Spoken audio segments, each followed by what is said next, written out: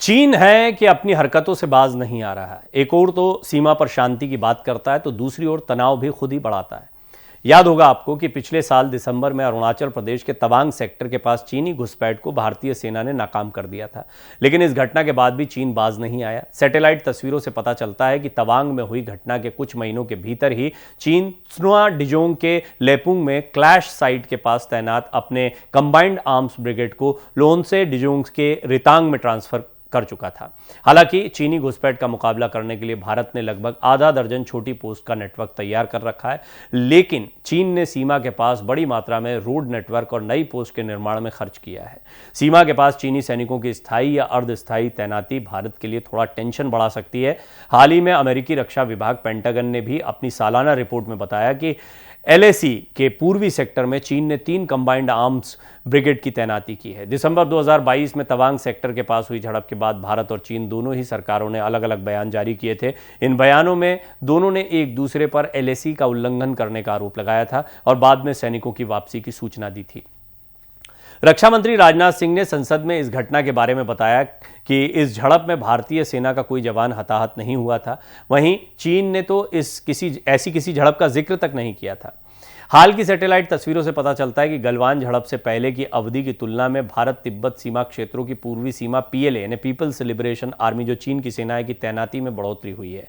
McMahon रेखा से 30 मील से भी कम और तवांग से लगभग 100 किलोमीटर दूर लोनसे डिजोंग में नए ड्यूअल यूज वाले एयरपोर्ट के निर्माण ने क्षेत्र में यथास्थिति बदल दी है। भारत की तुलना में चीन का जो बुनियादी ढांचा संचार रसद के मामले में बढ़त हासिल करने के लिए तिब्बत अरुणाचल के सीमाई क्षेत्रों पर अपनी सेना की तैनाती बढ़ा रहा है।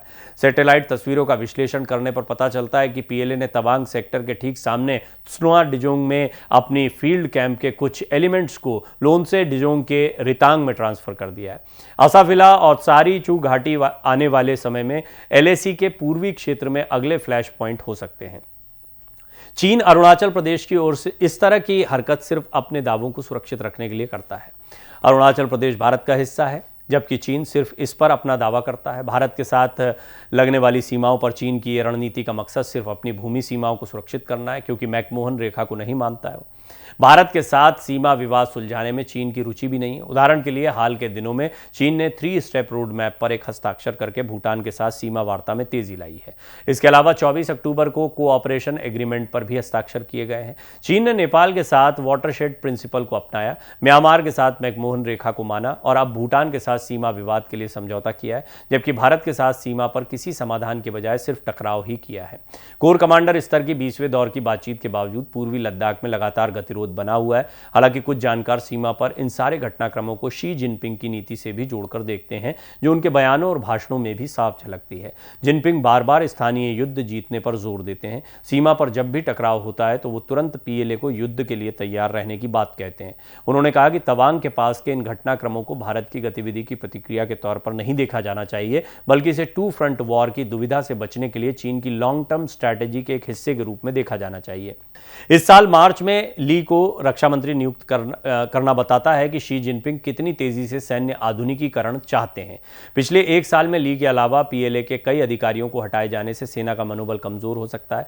यह अभी नहीं दिखाई देगा, लेकिन लंबे समय में जिनपिंग की प्लानिंग में बाधा डाल सकता है। वहीं सीमा पर भारत का इंफ्रास्ट्रक्चर डेवलपमेंट अपनी गति से आगे बढ़ रहा है। अरुणाचल प्रदेश में एलएसी के पास गांव में इंफ्रास्ट्रक्चर डेवलपमेंट के लिए वाइब्रेंट विलेज स्कीम और बॉर्डर टूरिज्म जैसी पहल को चीन के विशेषज्ञ गैर सैन्य उपाय मानते हैं, लेकिन भारत की पकड़ को यहां मजबूत करने के लिए बहुत जरूरी है।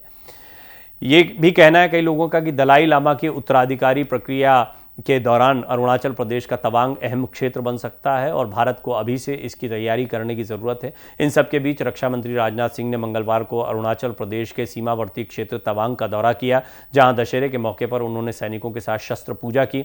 तवांग के अलावा राजनाथ सिंह ने असम के तेजपुर में स्थित 4 कोर हेडक्वार्टर का भी दौरा किया। यहां उन्हें एलएसी में इंफ्रास्ट्रक्चर डेवलपमेंट के अलावा आधुनिक सैन्य उपकरणों और प्रौद्योगिकी के उपयोग के बारे में जानकारी दी गई है। चीन अपनी इन हरकतों से कभी बाज नहीं आएगा। इतिहास भी बताता है हिंदी चीनी भाई भाई, ये भारत का था। पंडित नेहरू उस समय पर प्रधानमंत्री थे। भारत के ये प्रयास थे और इन प्रयासों के बीच में जब ऐसा लग रहा था कि चीन हमारे साथ दोस्ताना संबंधों के साथ आगे बढ़ेगा, उसने हमला कर दिया था। एक ऐसे समय पर जब आज़ादी हमें मिली ही थी, हमारी सेनाएं उतनी मुस्तैद नहीं थी, हमारे पास हथियार नहीं थे, विदेशी संबंधों के स्तर पर तो हम कहीं दूर दूर तक नहीं थे। निश्चित तौर पर ऐसे समय को चीन ने अपने जो इरादे थे उनको पूरा करने के लिए एक मुफीद समय माना था। तो आप चीन की सोच को समझ सकते हैं। वो कमज़ोर नसों पर हमेशा हमला करने की कोशिश करता है, लेकिन फिर भारत इससे सतर्क हो गया। भारत को समझ में आ गया कि ये चीन की नापाक दृष्टि जो है वो कभी भी भारत की सीमाओं पर पड़ सकती है, पड़ ही रही है। अपनी सेनाओं को हमेशा बढ़ाता रहता है, बात कुछ कहता है लेकिन काम कुछ करता है। कथनी और करनी में ज़बरदस्त फ़र्क है। लेकिन अब चीन की कोशिशें जो हैं वो अन्य देशों, भूटान के साथ में, जैसा मैंने आपको बताया, सीमा विवाद को सुलझाना हो या और भी कई अन्य क्षेत्रों में, वो चाहता है कि किसी तरह से भारत के ऊपर, डोकलाम की बात हमेशा होती है, चिकन नेक एक ऐसा क्षेत्र है, यही एक वो जगह है अगर हिमालय को छोड़ दिया जाए जहां से चीनी सेना को एंट्री मिल सकती है। तो वो इस क्षेत्र में अपने सैन्य बल को बढ़ाना चाहता है। इंफ्रास्ट्रक्चर भी इसलिए डेवलप कर रहा है, ऐसी ऐसी जगहों पर सड़कें बनाना जहां पर आबादी का कोई लेना देना नहीं है। ये दर्शाता है कि वो भारत तक अपनी पहुंच को या पकड़ को मजबूत करने की कोशिशें कर रहा है, लेकिन भारत भी उसको करारा जवाब देने के लिए अपनी तैयारियों को और मजबूत कर रहा है।